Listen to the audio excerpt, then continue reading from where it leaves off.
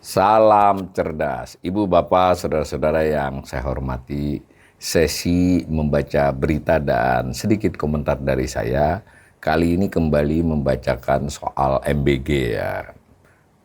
Mengapa? Karena saya kira MBG inilah salah satu yang paling krusial dalam kebijakan pemerintah. Dan sebagian besarnya ya terkait dengan fiskal juga, karena alokasinya besar ya. Tentu banyak aspek. Nah, khusus kanal ini ketika bicara MBG dan berbagai turunannya itu adalah lebih kepada aspek BGN dilihat dari sisi ekonomi ya. Nah, ini beritanya kali ini terkait dengan pertemuan Kepala BGN, Kepala Badan Gizi Nasional dengan Pak Purbaya, Menteri Keuangan. Nah, ini diturunkan beritanya oleh Detik Finance pada hari Jumat, tanggal 26 September sore ya, jam 5 sore. Judulnya begini, usai bertemu bos BGN, Purbaya sebut anggaran MBG kurang 28 triliun. Ini ada gambar Pak Dadan dengan Pak Purbaya ya. Saya bacakan beritanya. Menteri Keuangan Purbaya Yudi Sadewa mendatangi kantor Kepala Badan Gizi Nasional Dadan Hindayana. Jadi Pak Purbaya dan Pak Dadan ya. Kunjungan ini salah satunya membahas serapan anggaran pangan makan bergizi gratis MBG. Setelah mendapat penjelasan dari Dadan, Purbaya mengklarifikasi pernyataannya. Nah, ini yang menarik ya. Menteri Keuangan mengklarifikasi pernyataannya terdahulu yang menyebut serapan anggaran MBG rendah. Menurutnya serapan anggaran MBG ternyata lebih bagus dari perkiraannya. Ini dikutip langsung nih pernyataannya di depan jurnalis pada saat usai bertemu itu. Jadi saya pikir penyerapannya rendah, tapi ternyata lebih bagus dari yang saya perkirakan dan programnya multiplier efek ke perekonomian memang cukup signifikan, ujarnya saat ditemui di kantor BGN Jakarta Timur Jumat 25 September 2025. Saya komentari sedikit ya. Ya ini kalau misalnya kita dapat mau mengatakan sesuatu yang mungkin kita tidak punya infonya, lalu kemudian setelah dapat info dari pihak yang kita sebutkan dalam pernyataan kita, sebutlah kita diwawancarai gitu ya, saya ekonom gitu atau kasus pribadi juga bisa kan, lalu saya klarifikasi, itu wajar ya. Tapi untuk hal ini sebenarnya nggak wajar, karena Kementerian Keuangan itu bahkan beberapa bagian di dashboardnya itu real time ya. Bagaimana kementerian itu belanja, kemudian dialokasikan, serapan itu bisa. Menteri Purbaya ini punya staf-staf yang hitungan menit lah ya paling lama setengah jam gitu. Saya mau tahu itu serapannya berapa sampai hari ini. Hari ini tentu bisa delay sehari dua, bisa. Berapa anggarannya. Tapi Pak Menteri kita yang kali ini memang orangnya suka ceplas-ceplos. Dari sisi itu sih positif aja buat publik. Kita sudah tahu beberapa hari yang lalu Pak Purbaya menilai ini MBG serapannya kurang. Ya, kalau tidak diserap ya nanti kita nggak kasih lagi. Kurang lebih begitulah ya. Nah lalu ada pertemuan, kan menarik ya. Ya apa setelah dijelasin oleh Kepala BGN, baru oh iya banyak toh serapannya. Ulang itu kan tugasnya Menteri Keuangan itu salah satunya memang kan ada di kementerian itu ada Dirjen Perbendaharaan Negara ya. Misal itu yang tiap hari memonitor seluruh pengeluaran segala macam itu. Jadi terlepas dari kita menilai positif bahwa mereka melakukan klarifikasi Pak Purbaya, tapi ini menunjukkan mengapa Pak Purbaya tidak tanya kepada stafnya? Enggak, harus tanya ke BGN. Dan mengapa setelah dijelaskan kepala BGN, oke. Loh, datanya di dia bagaimana? Karena data arus kas itu ada ya. Tuh dulu. Jadi buat saya ini apa? Boleh dong saya sebagai ekonom bukan suudon ya. Kalau begini mah yang penting diberitakan, nanti klarifikasi. Meskipun nilai positifnya berarti mau klarifikasi. Gitu. Nah, bahkan kalau misalnya Pak Menteri ini kan tentu beliau di-update ya oleh para timnya maupun jajarannya yang langsung maupun dia bisa panggil rapat di internal, itu kan mestinya sudah mendapatkan update apa yang disebut dengan outlook.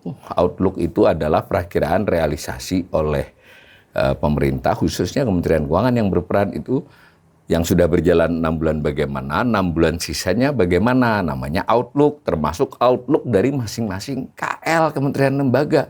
BGN itu adalah lembaga ya, lembaga di dalam 100 KL itu. Nah, pada waktu APBN yang tahun lalu itu memang ditaruh 71 triliun. Tapi pemerintah di bulan Juli lalu memperkirakan BGN-nya akan bisa menghabiskan kurang lebih 111 ya, 110 lah.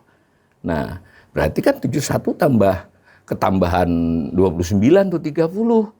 Nah, jadi jauh dari soal serapan kan, dia ditambahi kok, bahwa memang mungkin ada serapan-serapan yang ini itu soal lain lagi. Nah, kita tidak tahu, loh kenapa ditambahi di bulan Juli lalu perakiraannya kalau memang serapannya rendah. Nah, kita memang dapat juga info tentang serapannya sekian, tapi kan prognos itu, outlook itu memperkirakan kecepatan perubahan di bulan-bulan berikutnya di 6 bulan terakhir. Saya bacakan lagi ya. Ini jadi kritik saya, aduh, masa kita masyarakat ini selalu dapat informasi yang ini info besok diralat, yang harusnya itu selesai di dalam kan. Dan di dalam juga otoritasnya gitu. Nah, saya baca nih, tak hanya itu, anggaran untuk MBG pada tahun ini kemungkinan akan naik sebesar 28 triliun. Nah kan, tadi kan 29-30 ya dekat langkah ini. Purbaya menyebut siap memfasilitasinya jika memang program MBG membutuhkan tambahan anggaran. Ini bukan Purbaya memfasilitasi. Saya tidak mengerti ya ini bagaimana Pak Menteri. Ini kan sudah ditetapkan kemarin ketika melakukan laporan ke DPR.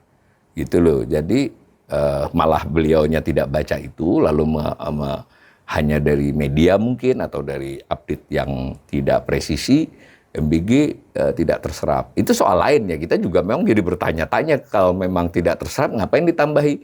Nah, masa diselesaikan dengan pertemuan begitu saja lalu ke pers jadi berita terus kan, gitu.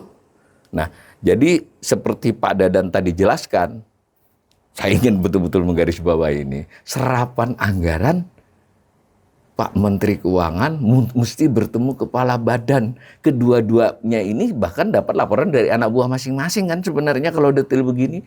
Nah, di tubuh Kementerian Keuangan itu jajaran yang namanya ada kas pengeluaran, ada perbendaharaan negara, ya kas pengeluaran itu lebih sedikit lagi. Ini termonitor ya.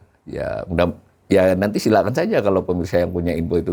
Saya pengalaman sebagai ekonom pengamat fiskal itu memahami bahwa, mengetahui bahwa di dalam tubuh Kementerian Keuangan itu ada jajaran-jajaran yang salah satunya memang memonitor perkembangan realisasi.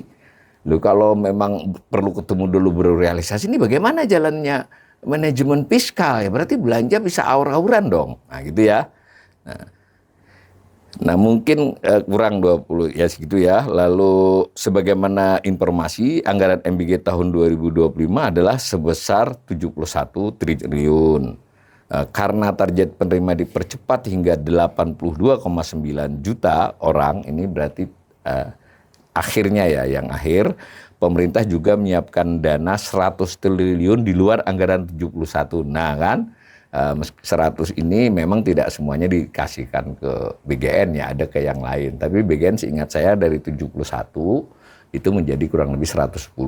Berarti kan ketambahan 30-an triliun lah. 40 malah mestinya. 40 itu yang 60 ke berbagai lain. Nah, tapi tadi ketika pertemuan hanya 28. Berarti memang nggak sampai 40. Tapi kan tetap dari APBN-nya cukup serapannya. Dari yang tambahan itu yang belum cukup. Nah, awalnya Dadan mengira bisa menyerap tambahan anggaran tersebut sebesar 50 triliun. Namun berdasarkan perhitungan ulang, pihaknya memperkirakan hanya mampu menyerap tambahan 28, itu 71 tambah 28, 99 triliun. Ya. Nah, namun Purbaya memastikan akan terus memonitor jalannya program MBG. Kali ini benar ya, dan akan mendatangi kantor BGN pada Oktober mendatang. Jika ternyata penyerapan anggaran tidak sesuai harapan, maka Purbaya siap melakukan evaluasi. Ya, otomatis ya. Tetapi saya akan tetap monitor yang diulangi pernyataannya. Nanti betul nggak bisa diserap. Oke, dan sampai situ ya benar pernyataan Pak Purbaya. Jadi klarifikasinya saya anggap ya ini lumayan juga nih Menteri, kalau salah ya klarifikasi sendiri. Tapi juga mencerminkan bagaimana Pak Menteri bukan terhadap Pak Dadan, terhadap anak buahnya sendiri, masa nggak minta laporan gitu. Itu ada kan.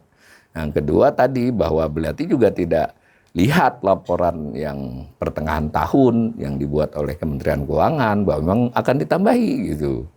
Itu bukan yang 71 mau ditahan, malah mau ditambahi. Nah, tapi oke nih, kita prasangka baik lagi ya bahwa Pak Purbaya ini sudah tetap akan monitor, karena BGN ini salah satu yang penting. Cuma boleh dong saya sebagai ekonom nanti kalau ada netizen yang di bawah ini komen, ini kanal ini cuma melihat kelemahan pemerintah, saya ulangi ya, ini saya bacakan berita, lalu sisi saya sebagai ekonom pengamat ya otomatis kan isinya kritik ya, bukan berarti tidak ada yang baiknya dari pemerintah, karena pemerintah juga tidak pernah ngomong jeleknya mereka, ngomongnya baiknya saja, biar imbang saja, biar kita bisa melihat. Dan yang penting loh, kalau caranya begini bisa menimbulkan wasangka, ini Pak Menteri ini pengennya diberitain terus nih hal-hal yang sebetulnya dalam kontrol dia juga diberitain kan saya kira itu adalah gejala yang kurang baik. Mudah-mudahan ini semakin membaik ke depannya.